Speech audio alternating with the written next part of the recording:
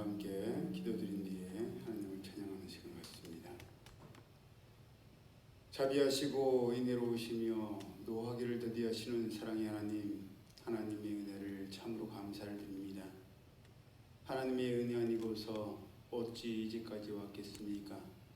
지금까지 지내온 모든 것이 당연한 것이 아니라 하나님의 놀라운 은혜의 요원이 지금을 살아가고 앞으로 살아갈 모든 일들도 변함없으신 하나님의 은혜와 사랑 가운데 거할 줄로 믿습니다.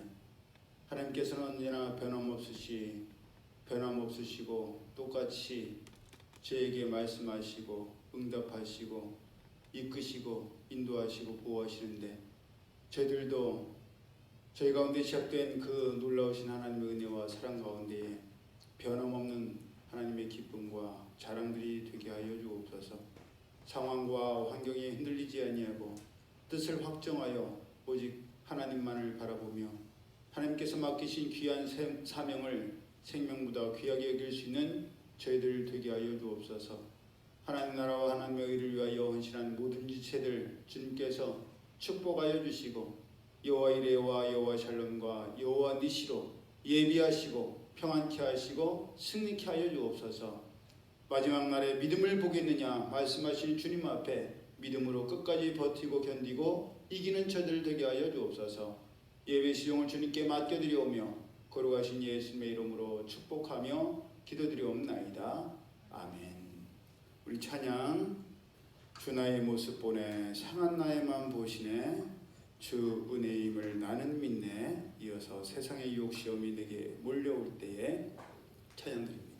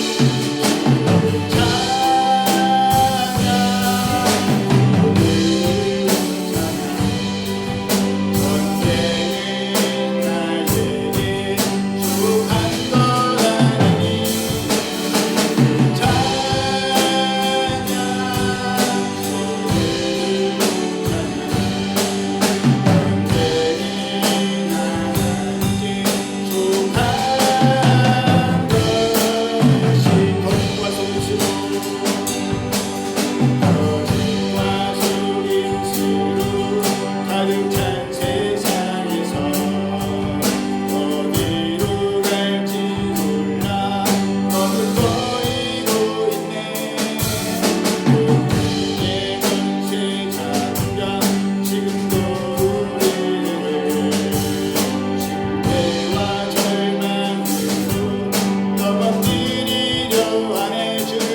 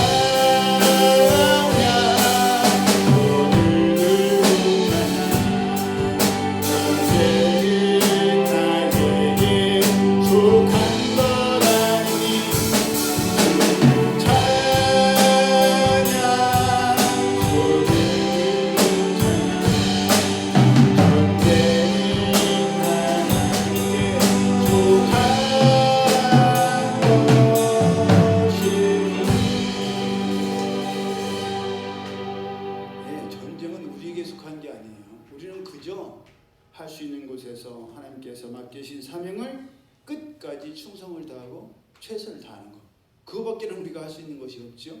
승패는 이미 하나님께서 나누시니까 그런 마음의 자세로 사명을 온전히 감당하는 우리가 되기를 예수님의 이름으로 축복합니다.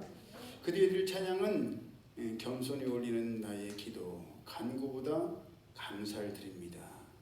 우리가 가만히 생각해 보면 그때 당시는 하나님께서 응답하지 않으셔서 왜 말씀을 주셨는데도 응답을 하지 아니하시고 아무런 변화가 없을까라고 생각되지만, 지나고 나서 보면 그 뒤에 이어지는 찬양처럼 하나님께서 나의 한숨을, 나의 기가 막힌 작은 숨소리까지도 하나님께서 들으시고, 그것을 이렇게 갚으셨구나, 이렇게 바꾸셨구나, 그걸 우리가 깨닫게 됩니다. 제가 오늘도 찬양을 미리 준비하면서 맞아, 그때 그렇게 한숨을 쉬었었는데 하나님께서 그 한숨을 기쁨으로 바꾸셨구나, 그걸 깨닫게 되었어요. 그래서 우리가 감사 위에 감사, 또 이어서 나의 한숨을 바꾸셨네 찬양 드리겠습니다.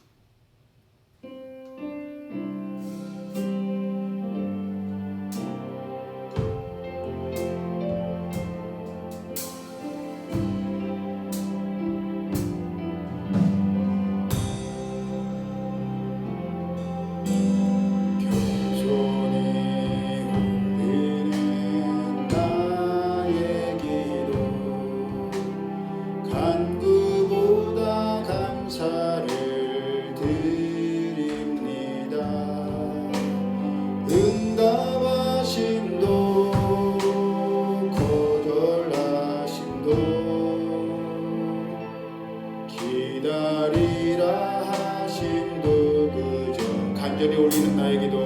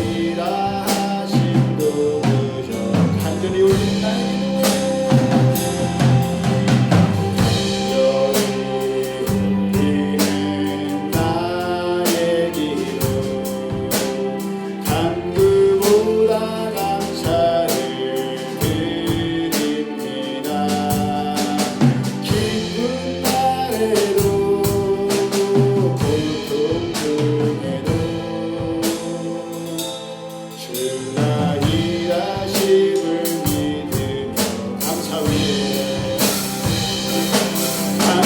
위에 감사를 덮을 때 은혜 위에 은혜가 쌓이네. 모든 일에 감사 모든 순간에 그리하니 하실지라. 고달픈 삶의 은혜도 무뎌지고 고달픈 삶의 은혜도 무뎌지고 곧 사라질 것에 내 맘 드네. 헛되고 헛된 것들을 바라보며 그 은혜를 놓치며 살아. 주어진 삶을 묵묵히 살아가며 날 붙드신 주 예수를 보내. 사망 가운데 놓여진 나의 삶을 날 건지신 그 이름 나의 안식을 바꾸셨네. 주를 향한 노래로 소망의 노래로 나의 눈을 걸으시니 예수 이름 안에 살게 한 번도 고달픈 삶의 은혜도 고달픈 삶의 은혜도 무뎌지고 사라질 것에 내 맘 드네. 헛되고 헛된 것들을 바라보며 그 은혜를 놓치며 살아내. 주어진 삶을 묵묵히 살아가며 날 붙드신 주 예수를 보내. 사망 가운데 놓여진 나의 삶을 날 건지신 그 이름 나의 안식을 바꾸셨네. 주를 향한 노래로 소망의 노래로 나의 눈을 걸으시니 예수 이름 안에 삶. 마지막으로 나의 안식을 바꾸셨네. 나의 안식을 바꾸셨네. 주를 향한 노래로 소망의 노래로 나의 눈을 걸으시니 예수 이름 안에 살게 하소서.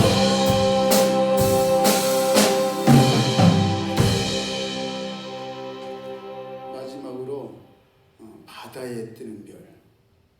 생소한 제목이고 내용일 수 있죠. 근데 이 찬양이 제 20대 때 하나님께서 너는 다 됐다고 생각하지만 천만의 말씀이다. 찬아, 더 부서져야 된다. 더 깨져야 된다. 너의 고집과 너의 교만과 너의 욕심과 너의 조육이 깨져서 산산이 부서져야 된다. 그때는 너무하신 거 아니에요? 근데 지나고 나서 보니까 맞아요. 나는 없어져야 돼. 내가 있어서는 하나님의 뜻을 이룰 수가 없어요.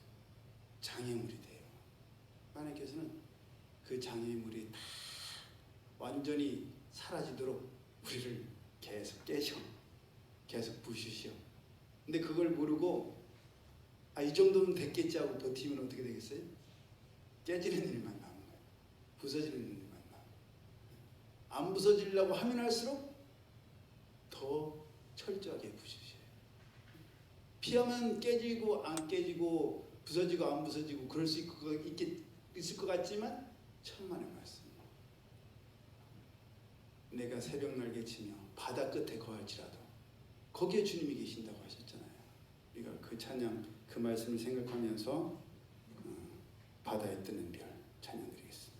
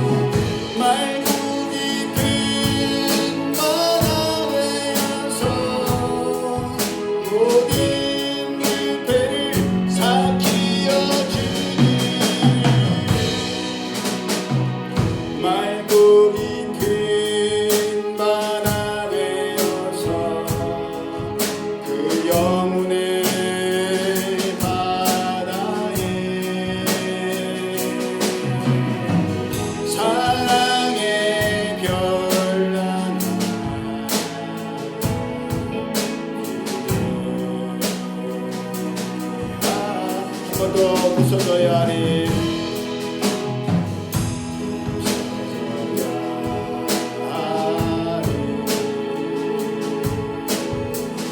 더 많이 부서져야 이 세계 욕심이 하얗게 부서져 종임이 될 때가 무너져야 하리.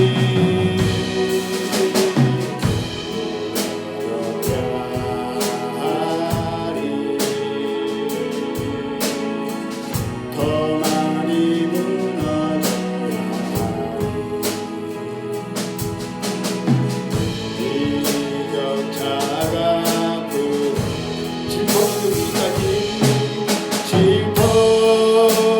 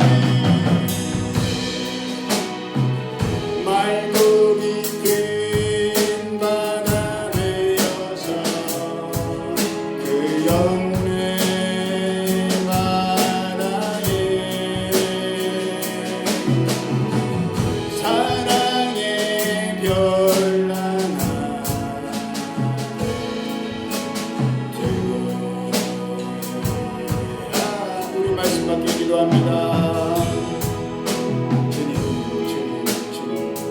주님께서 찬양을 통해서 고백하게 하시고 우리의 말씀을 통하여 하나님의 뜻을 깨닫게 하시고 저희의 모든 것이 내려놓게 하여 주시고 하나님의 말씀과 권능 앞에 순종할 수 있는 저들 될 수 있도록 주의 성령께서 역사하여 주옵소서.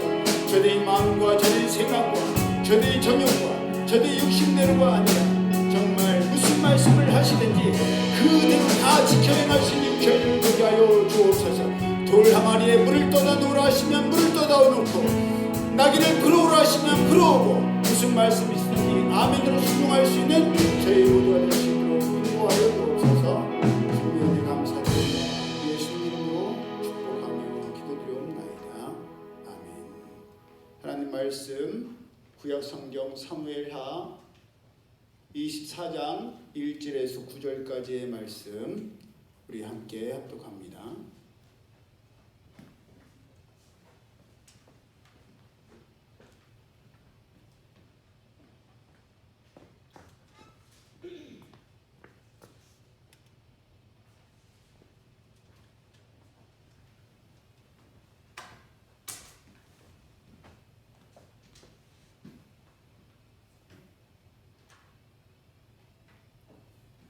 구약성경 사무엘하 24장 1절에서 9절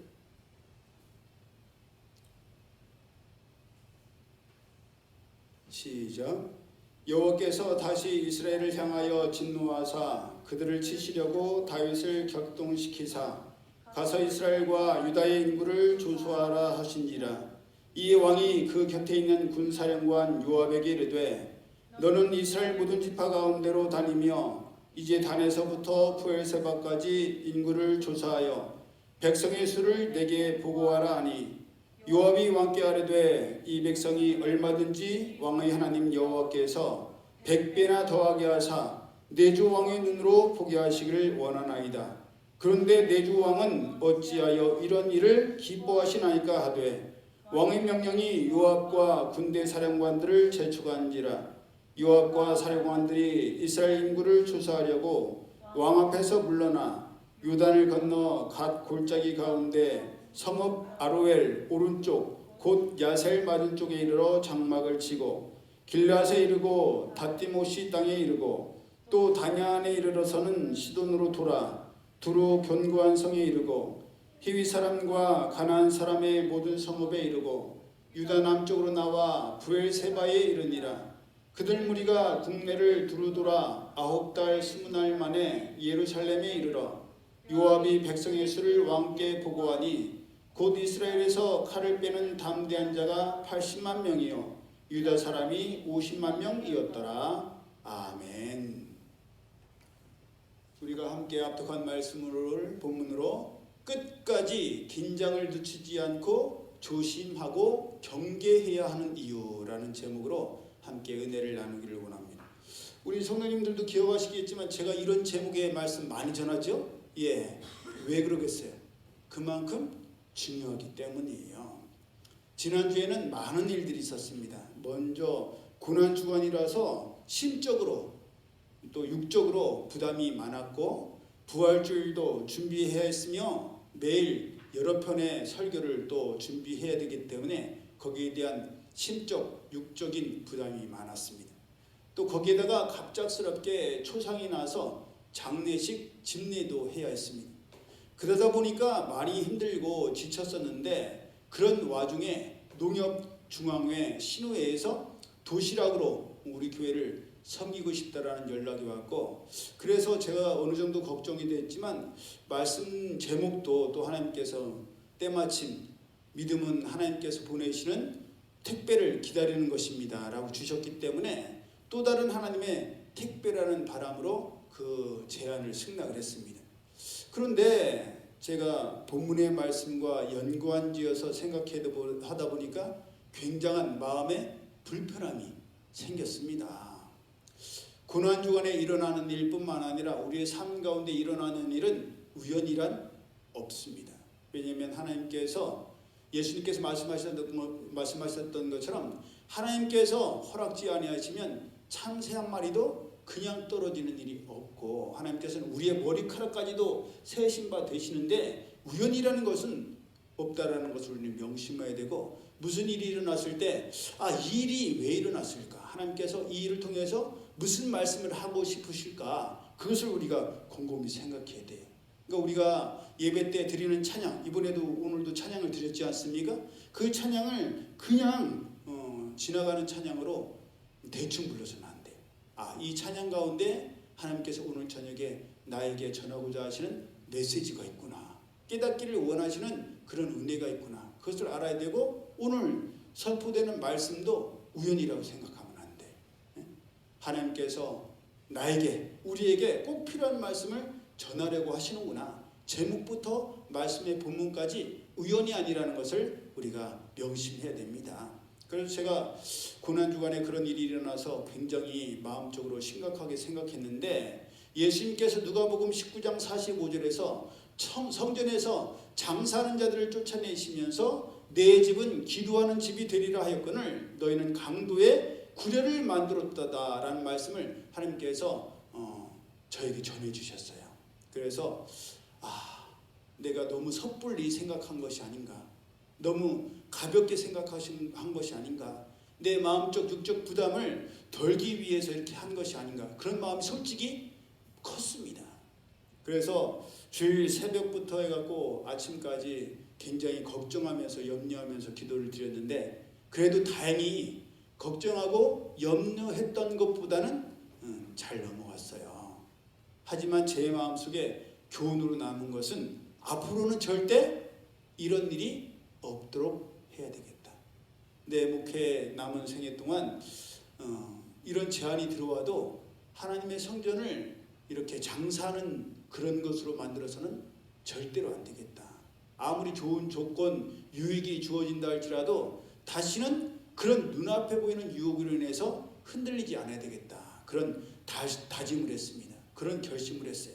여러분, 우리가 행여나 내가 지치고 피곤하고 또 약해진 가운데에서 하나님의 크신 뜻을 헤아리지 못하고 미처 헤아리지 못한 상태에서 내 생각과 내 감정대로 하나님의 일을 그르치는 일이 없도록 우리는 조심을 둬야 됩니다. 본문에 나오는 다윗도 그랬습니다. 갑작스럽게 다윗이 이스라엘과 유다의 인구조사를 하도록 지시를 내렸습니다. 본문 앞 바로 앞인 사무엘하 23장에 나와 있는 것처럼 이때는 다윗의 말년이었고 다윗에게 있어서 인생을 정리하던 시기였습니다. 그러니 하나님께 받은 사명을 거의 마쳐갈 때였던 것이죠.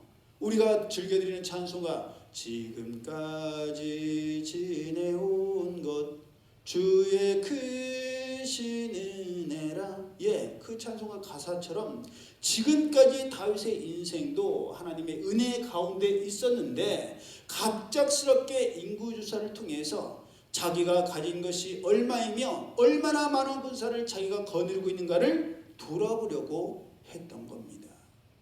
왜 인구조사를 했겠어요? 내가 가진 것이 그렇죠. 전쟁 났을 때 우리의 군사가 얼마인가 헤아리고 있어야, 예를 들어 상대방을 지금 100만 군사를 거느리고 쳐들어오고 있습니다. 100만이라고? 우리가 몇 만이었지? 우리가 50만에 10만, 60만 대 100만 이길 수 있겠어? 좀 어렵겠는데. 그러면 평화협정 맺어. 괜히 난리 난다. 우리가 40만이나 부족하잖아. 평화협정을 맺겠습니다. 전하, 적들이 쳐들어왔습니다. 얼마야? 30만입니다. 30만이야? 우리 몇이? 60만? 할변만 하네. 우리가 2배잖아. 싸워! 나가서 아주 그냥 뽐때를 보여줘. 인간적인 계산을 하려고. 마치 누가복음 12장 16절에 나오는 어리석은 부자처럼, 누가복음에 나오는 부자도 밭에 소출이 풍성해지자 그것이 영원할 줄 알고 곡간을 헐고 더 크게 지어서 거기에 평생 노후까지 쓸 물건을 많이 쌓아두고 내가 이제 평안히 쉬고 먹고 마시고 즐거워하리라 라는 계획을 세웠습니다. 그런데 그랬을 때 하나님께서 뭐라고 말씀하세요?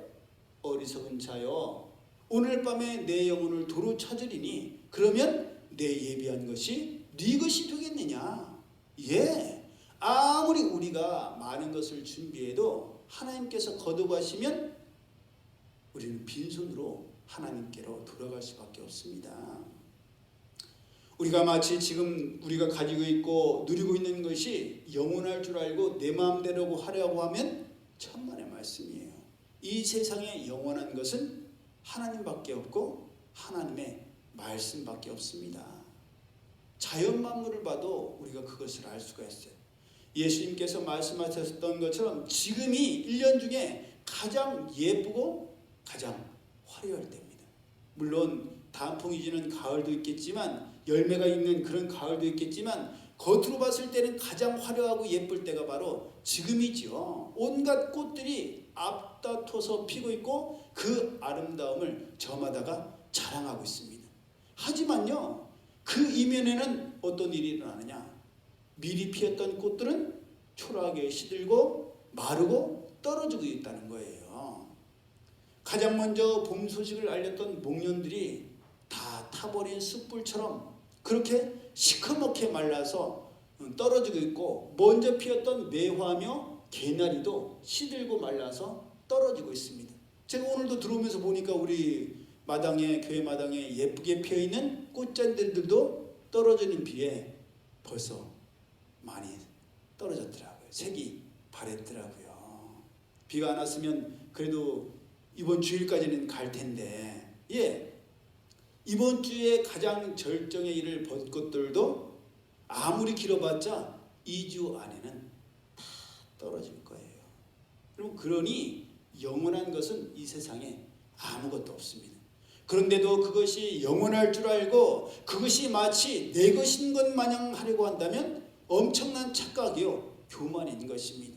지혜로운 사람은 영원한 것은 없으며 그것이 내 것이 아닌 것을 알아 내 것이 아니게 되었을 때도 아쉬움이 없도록 지금 맡은 일에 대해서, 지금 하는 일에 대해서 최선을 다하는 사람이에요. 후회가 없이 사는 사람입니다. 지금 내가 하고 있는 일, 지금 나에게 맡겨진 일이 작은 일이라고 생각하면 아무렇게나 할 수가 있죠. 하지만 하나님께서 맡기신 귀한 사명임을 깨닫는다면 지금의 내가 맡은 일을 통해서 하나님의 영광이 드러나고 하나님의 뜻이 이루어지도록 우리가 영적 분별력을 가지고 충성을 다해야 되고 최선을 다해야 하는 것입니다. 왜냐하면 우리의 인생은요, 길지가 않습니다. 금방 지나가는 쏜살 같은 것이 바로 우리의 인생이에요. 예수님께서 비유로 하신 누가복음 16장에 불의한 청지기 이야기 아시죠? 주인이 불의한 청지기에 대한 소문을 들었어요. 그래서 저런 못된 청지기는 잘라야 되겠다 불렀어요. 청지기, 너 자를 거야. 너 잘릴 거니까 지금 하던 일만 정리해.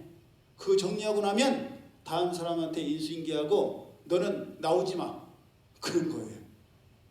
청천벽력 같은 소리 아닙니까? 이것이 영원할 줄 알았는데 주인이 갑자기 와서 그만두라고 했으니 하던 일을 정리해야 되는 거예요.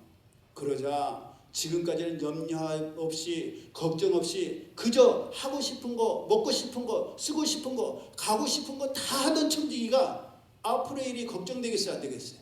걱정되죠. 내가 앞으로 무엇을 해먹고 살까, 뭐 먹고 살까 생각을 해보니까 아니 지금 당장 잘려갖고 은퇴하면, 퇴직하고 나면 땅을 파자니 힘이 없어요. 빌어먹자니 부끄러워. 딱 제 나이 때였나 봐. 노가다를 뜨려니 다쳐갖고 약값이 더 들 것 같고, 구걸하고 다니려니 그동안에 자존심이 있어갖고 안 될 것 같고, 그래서 곰곰이 생각한 끝에 결론을 내렸어요. 어떤 결론? 주인에게 빚진 자들 모아다가 그 사람들에게 빚을 탕감해 줬어요. 100만 원을 빚진 사람한테는 너 50만 원만 내라. 더 많이 빚진 사람에게는 또 깎아주고. 그랬더니 이 소문이 누구에게 들렸어요? 주인에게 들렸어요. 주인의 궤까지 들어갔으니까 주인이 당장 그 불의한 청지기를 불러다가 헛구멍을 내주고 네가 그렇게 마음대로 했던 것에 대해서 배상하라고 그럴 줄 알았는데 의외의 반응을 보이는 거예요. 뭐라고요? 참 지혜롭게 잘하였다.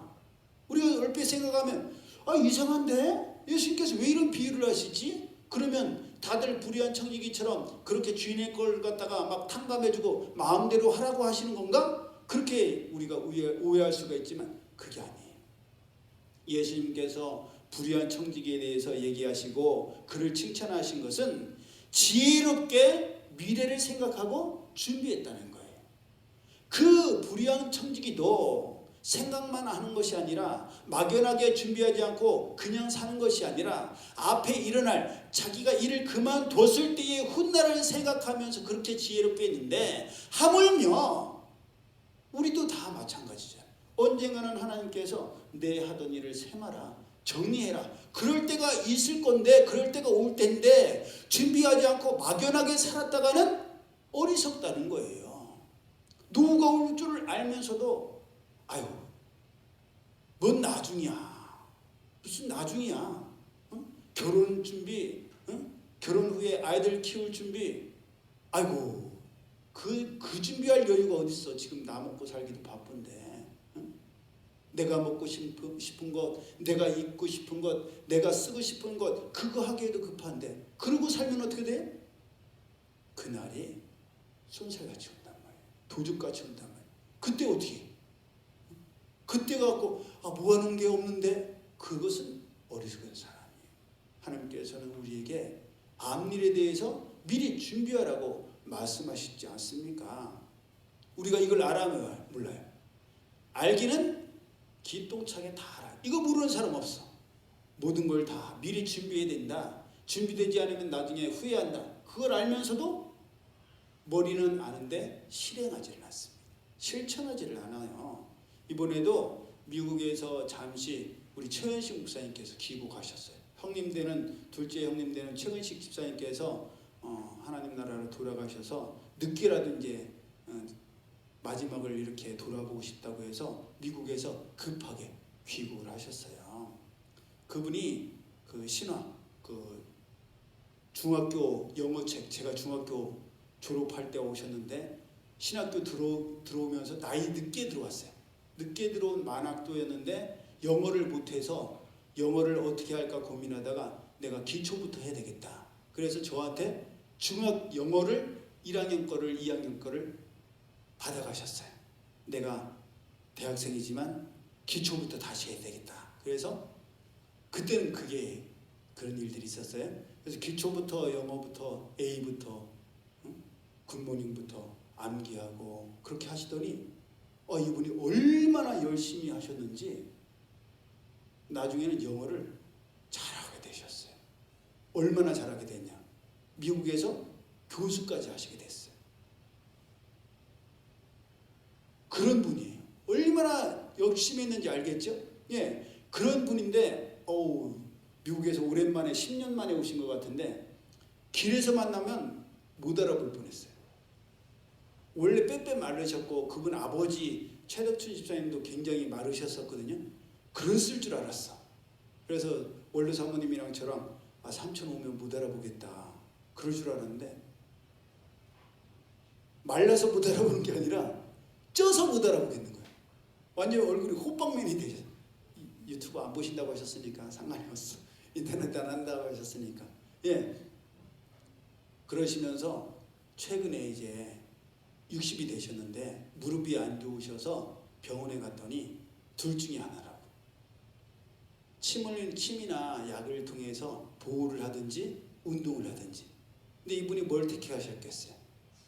운동을 택하셨어요. 원래 태권도를 하셨던 분이거든요.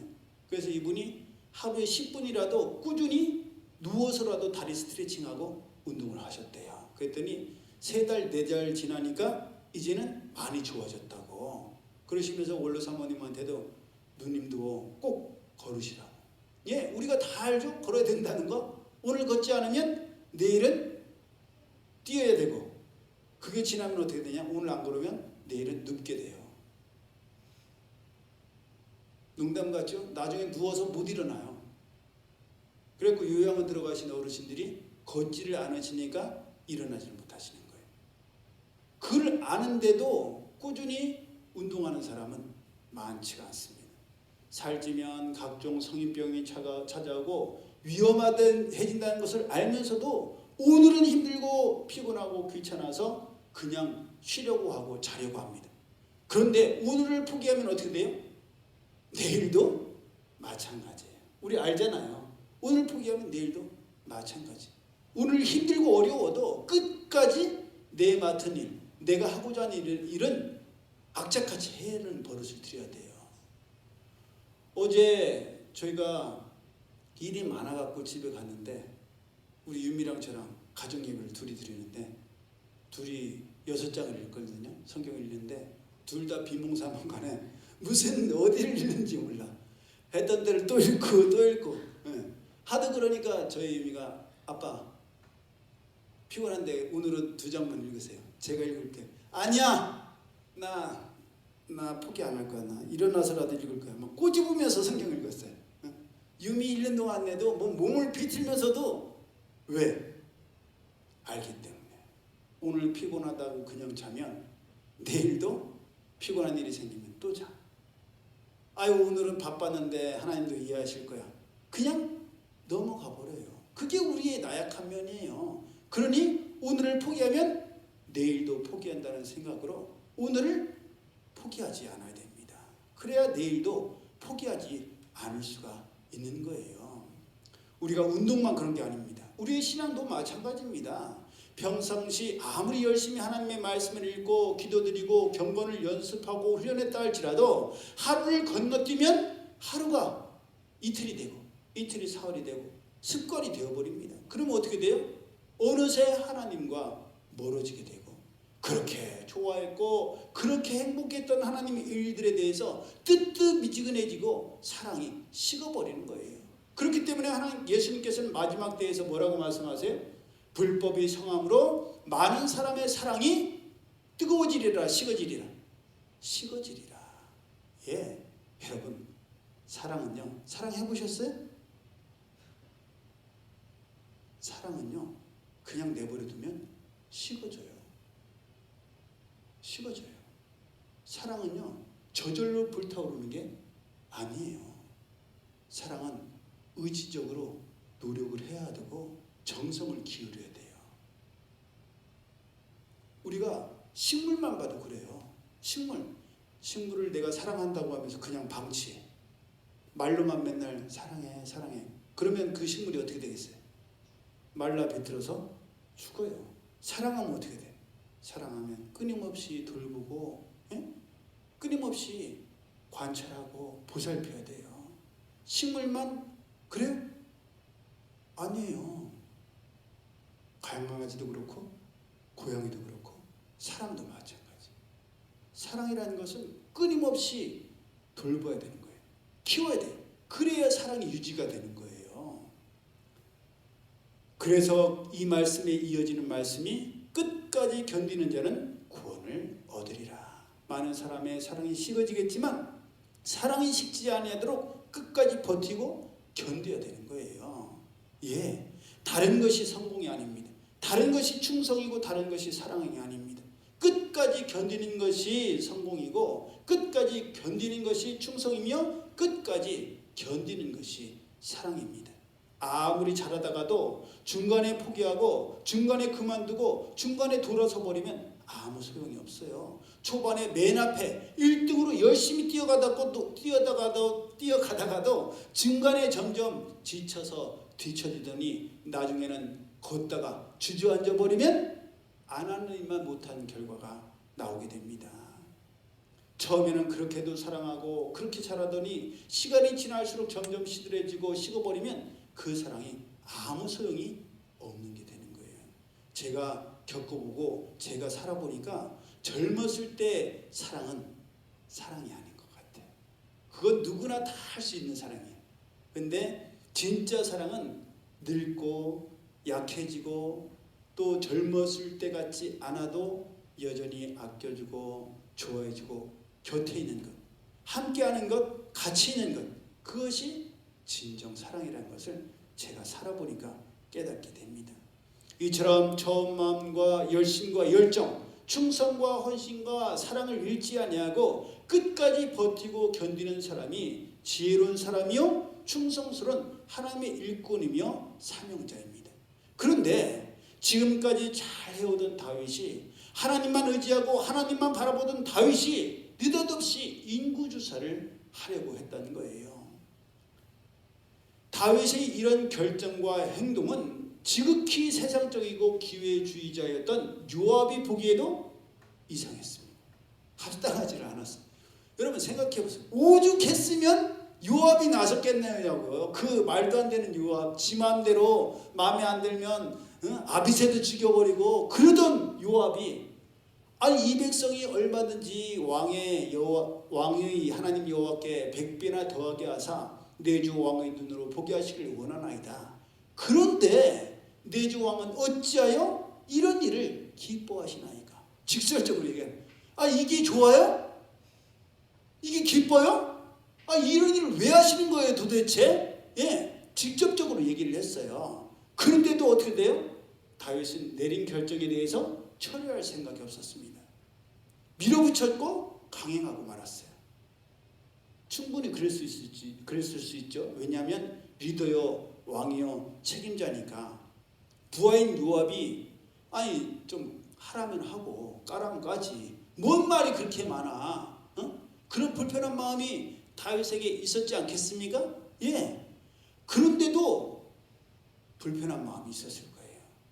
요압조차도 이런 말을 하는데 정말 하나님께서 기뻐하시지 않는 일을 내가 하는 게 아닐까?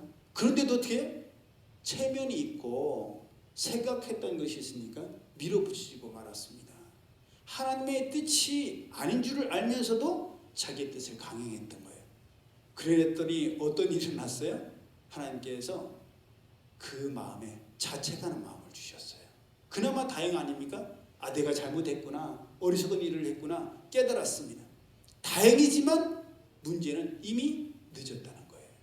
하나님을 의지하고 하나님을 기대하고 하나님만 바라봐야 될 다윗이, 나라의 왕이요 리더요 가장이었던 다윗이 보이는 사람의 숫자에 연연하고 그것을 의지하려 한 것에 대해서 하나님께서는 세계의 배를 준비하셨어요. 이미 피할래야? 피할 수가 없는 거예요. 다윗이 하나님 잘못했어요. 그냥 좀 넘어가 주세요. 그런데 하나님께 안 돼. 세 개의 회초리가 있는데 뭘로 맞을래? 하나는 7년 동안의 기근을 겪는 거야. 두 번째는 너가 원수에게 3달을 쫓겨다니는 거야. 세 번째는 사흘 동안 전염병이 이스라엘을 치는 거야. 자, 골라. 네, 저희 어렸을 때 저희 아버지도 그러셨어요. 회초리 갖다 놓고 삼형제 불러서 딱 세워놓고 첫째부터 야, 몇 대 맞을래? 한 대요. 그러면 형이 돼갖고 마지가 돼갖고 한 대? 이런 비겁한 녀석 2대 때렸어. 저보고 둘째 너 몇 대 맞을래? 저는 고집이 셌어요. 때리고 싶은 대로 때리세요. 이놈 새끼 죽어봐라. 엄청 맞았어. 셋째는 막내 너는 몇 대 맞을래? 그러면 그 말 나오면 벌써 우는 거예요. 여보 저는 안 맞고 싶어요. 막내는 안 때려. 내 속으로 한 대 때리라고 해서 한 대 맞는다고 하니까 비겁하다고 2대 때려놓고 막내는 때리지도 않고 나는 마음껏 때리니까 마음껏 때려. 그랬었어요. 다윗에게도 하나님께서 골라라. 근데 다윗이 몇 번째를 골라요? 3번째. 그 순간에도 그래도 다윗이 지혜로워. 지혜한테는 손해가 안 오게 3번째를 골랐어요. 그랬더니 사흘 동안 전염병이 이스라엘을 쳤어요. 그래도 다윗의 마음속에 자기가 사람의 손에 빠져서 시험을 받고 어려움을 당하는 것보다는 하나님 손에 내 삶을 맡기는 게 낫겠다라고 했던 겁니다. 여러분 우리도요 다윗처럼 우리가 연약해지고 영적으로 우리가 궁해지면 어떻게 돼요?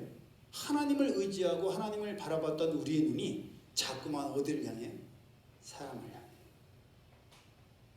하나님 한 분만으로 감사하고 행복했던 우리가 자꾸 사람을 찾아요. 다윗이 인구조사를 했던 것처럼 인구조사를 왜 하겠어요? 그 사람이 나의 든든한 백이 되니까. 사람한테 의지하고 사람을 기대고 싶었던 거예요. 우리도 마찬가지 아닙니까? 우리도 은혜가 풍성할 때는 하나님 한 분으로 족하지만 우리가 은혜가 약해지면 자꾸 상황과 환경을 바라보고 더 나은 조건이 없나. 여러분 목사들이라고 다르지 않아요. 목회자들도 마찬가지예요. 목회자들도 그래도 더 나은 것이 더 늦어지기 전에, 내가 나이 먹기 전에, 은퇴하기 전에 더 나은 것을 한번 옮기는 것이 낫지 않나. 그런 욕심이 저마다 생겨요. 저희 형님도 작년에 그런 유혹이 왔었댔잖아요. 좀 거리가 있지만 그래도 지금 있는 것보다는 훨씬 더 나은 조건으로 청백을 받았어요. 그래서 형님이 저한테 동생 위해서 기도해줘. 그래서 제가 형 그거 기도할 것도 없는데 왜? 형 생각해봐. 사람들이 다른 교회에서 나한테 제안이 들어왔어. 거기서 목사님 열심히고 열정적이고 우리 교회에 오셔서 우리 교회 좀 맡아주세요. 거기 교회는 우리 교회보다 훨씬 조건이 좋아. 성도도 500명이 넘고 사례비도 준대. 우와, 하고 싶은 거 다 할 수 있대. 흔들리겠어요, 안 흔들리는데? 제가 형 보고, 형 그런 조건이 청빙이 들으면 내가 가야 돼 말아야 돼? 야 너는 안 되지. 왜? 야 너는 하나님께서 축복의 계보를 이어올 수 있도록 거기를 기업으로 주셨는데 움직이면 안 되지. 형 똑같아. 나에겐 여기가 축복의 기업이고 약속의 땅인데 형에겐 왜 약속의 땅이 아니야? 형은 왜 가고 싶으면 가고 있고 싶으면 있고 그런 형 마음대로의 땅이라고 목회지라고 생각해. 하나님께서 옮기라고 하시면 그땐 나도 여기서 옮겨야 되고 형도 옮겨야 되겠지. 하지만 하나님께서 옮기라고 하시는 것이 아니라 조건 보고 사람 보고 환경 보고 옮긴다? 형 난 그건 형이 잘못된 거라고 생각해. 얼마 후에 연락 왔어. 동생 목사님 거절했어요. 당연한 거 아니야? 예, 당연한 거죠. 여러분 우리가 명심해야 돼요. 다른 사람에게는 하나님의 약속의 땅이고 하나님께서 이기라고 하시는 땅인데 나는 좀 싸워보고 안 되겠어. 아니 뭐 싸우는 건 둘째치고 싸우는 거 싫어하는 사람도 있으니까 우물을 파라고 해. 저마다 이삭이 우물을 팠던 거죠. 우물을 파는데 처음에는 고르라고 해서 저마다 골랐어요. 현지자매는 여기, 신지자매는 저기, 우리 유민은 저기, 유민이는 저기 다 저마다 골라서 땅을 파기 시작했어. 여기가 그래도 좀 좋을 것 같아. 처음에 모래 있는 땅, 부드러운 땅을 골랐어. 근데 파다 보면 어떻게 돼요? 아무리 좋은 땅도 파다 보면 돌이 나와요. 돌이 나와. 작은 건 줄 알았는데 큰 돌이야. 이거 팔려니까 너무 힘들 것 같아. 그래, 일찌감치 포기하고 딴 데 찾자. 딴 데 가서 또 우물을 파기 시작해. 그럼 어떻게 되겠어요? 거기에도 또 돌이 나와요. 거기는 시멘트가 나올지도 몰라. 철근이 나올지도 몰라. 여러분 이 세상에 편한 것은요 아무것도 없습니다. 정말이에요. 저는 전에도 말씀드려봤잖아요. 저는 인생에 이것도 알고 저것도 알 수 있겠지만 기다림의 신앙을 택했다. 그래야 나중에 우리 성도들에게도 후배들에게도 후손들에게도 아빠가 말이야 평생 하나님의 뜻을 기다려봤는데 기다렸더니 후회가 없더라. 아니면 나는 늦었으니까 네 일이라도 기다리지 말고 버스 출발하기 전에 빨리 해봐. 얘기할 거 아니에요. 근데 지금까지는 저는 잘 기다렸다고 생각해요. 그래서 앞으로도 잘 기다릴 생각이에요. 우물도 마찬가지예요. 우물이 터지든 안 터지든 간에 계속 파야 돼요. 왜냐? 파다 보면 내 대에 안 파져도 하나님께서 후대를 통해서 이삭이 어떻게 돼요? 이삭은 가는 곳마다 하나님께서 우물을 터치시는 거야. 어느 정도이냐?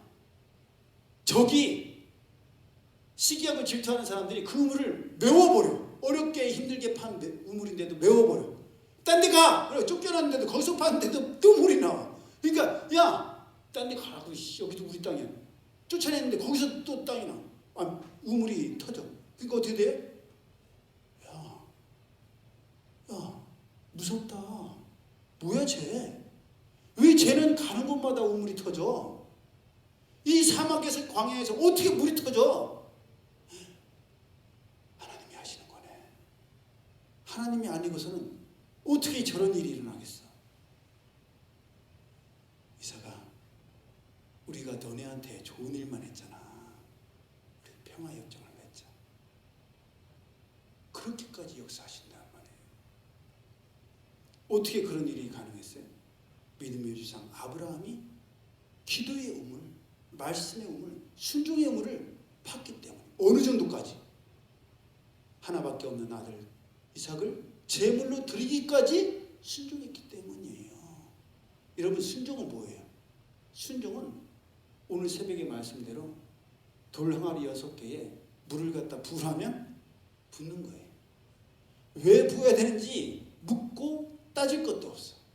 부으라 하시면 그냥 붓는 거야. 그래서 부었더니 또 떠다 주래. 떠다 줬더니 연회장이 야, 다른 집은 술 취하면 나중에 질 낮은 걸 갖다 주는데 이 신랑은 시간이 지나니까 더 좋은 포도주를 갖다 주네. 칭찬해. 아무도 그 이유를 몰라. 누구만 알아요? 떠온 하인들만 알았어요. 그러니 여러분, 순종은 행하는 자들에게만 주어지는 축복입니다. 우리가 다윗을 보면서 거울로 삼아야 돼요. 끝까지 긴장을 늦추지 않아야 되는구나. 마지막까지 하나님의 뜻을 구해야 되는구나. 예. 언제 우리가 허물어져요? 다 했다고 생각했을 때. 이 정도면 충분하다고 생각했을 때. 이 정도면 할 만큼 했다고 생각했을 때 제가 살아보니까요. 그때 위기가 찾아와요. 그래서 정신을 바짝 차려야 돼요. 마지막 다 끝났을 때 20%의 에너지를 비축하고 있어야 돼. 항상 내려갈 걸 생각하는 것처럼. 마지막에 다 끝났다. 이제 고난주간도 끝났고 부활주일이 끝났고 집에 가서 쉬면 돼. 그럴 때 마귀가 야야, 쟤 무장 해제했어. 총 내려놨어. 이제 공격하자. 그때 공격한단 말이에요. 그러니까 끝까지. 다윗도 언제 공격이 들어왔어요? 말년에. 이제 노년에 하나님 나라로 돌아갈 날이 얼마 남지 않았을 때. 그러니까 우리도요. 시험은 누가 든다고요? 시험은 열심히 한 사람이 시험에 들어요. 대충 한 사람은 시험에 들 일이 없어. 왜냐면 이래도 저래도 했기 때문에 뭐 이제나 전에나 바뀐 것이 없어. 근데 열심히 최선을 다한 사람이 할 만큼 했는데 변화가 없는 것에서 지치고 낙심해서 시험에 들고 실족에 빠지는 거예요. 군사를 파악하고 사람을 바라보려고 하는 거예요. 이것을 명심하여서 하나님, 다윗을 통해서 저희를 깨닫게 하셨사오니 저희들은 끝까지 하나님만 바라보게 하여 주옵소서. 주님만 바라보게 하여 주옵소서. 내가 가진 것 돌아보고 인구조사하고 사람 보고 환경 보고 그런 거 의지하려고 하지 아니하고 주님이 부르실 때까지, 달려갈 길을 다 마칠 때까지 믿음의 선한 싸움, 하나님만 의지하는 저희 모두가 되게 하여 주옵소서. 그렇게 기도하고 나가는, 그렇게 최후 승리를 거두는 우리 모두가 되기를 예수님의 이름으로 축복합니다. 아멘. 기도드립니다. 사랑의 하나님, 감사합니다. 저희 할 말이 얼마나 많습니까? 하지만 하지 않는 것. 왜 하지 않겠습니까? 하나님께서 역사하실 것을 믿기 때문입니다. 저희 처음에 시작했던 그 뜨거운 신앙 끝까지 놓치지 않게 하시고 잃지 않게 하시고 마지막 시대에 이 완악한 세대에서 사랑을 보겠느냐 믿음을 보겠느냐라고 말씀하실 때 하나님, 여기 믿음이 있습니다. 여기 사랑이 있습니다. 여기 식지 않는 열심과 충성이 있습니다. 일꾼이 있습니다. 하나님의 자녀가 있습니다. 변함없는 하나님의 자랑과 기쁨이 여기 있습니다. 고백할 수 있는 강하고 담대한 저희들 되게 하여 주옵소서. 좌로나 우로나 치우치지 아니하고 흔들리지 아니하고 시냇가에 심기운 나무가 시절을 쫓아 과실을 맺는 것처럼 믿음의 뿌리를 견고히 내리고 요동치 않는 저희들 되게 하여 주옵소서. 이제는 우리 주 예수 그리스도의 은혜와 하나님 아버지의 그 크신 사랑하심과 성령님의 교통하심이 사람을 바라보지 아니하고 환경을 의지하지 아니하고 하나님만 바라보기를 원하는 이들 모두에게 이제로부터 영원히 함께 하실지어다.